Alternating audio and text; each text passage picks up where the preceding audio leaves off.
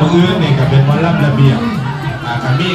ตะปักปักป้ายปักดอกไม้เท่านั้นทาผ่านบัตรซื้อบัตรคุปปองอะไรยับเปิดได้ยับย่อม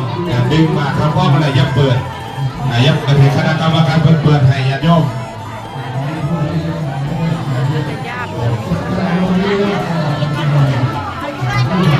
ญาติโยมกะมาเรื่อยๆกันถ้าญาติโยมมาบ่ขาดสายญาติโยมมาสวยดาวแล้วขันว่าวันช่วยเขากับไปทำบุญก่อนวันช่วยเล่นที่นี่ก็คือเคยของน้อยก็ถือว่าการเป็นการทำบุญญาติโยมเป็นการทำบุญกับคณะกรรมการกับชาวบ้านกับทางวัดเท่านี้ละเงินทุกบาททุกสตางค์ที่ญาติโยมได้มาทำบุญนี่ทางวัดก็ได้ปฏิสังขรณ์สร้างวัดว่าอารามส่วนหนึ่งเขาก็ได้ไปทั้งโรงเรียนเขาก็ได้ไปสนับสนุนของโรงเรียนได้ไปทำปฏิสังขรณ์สร้างอาคารให้เด็ก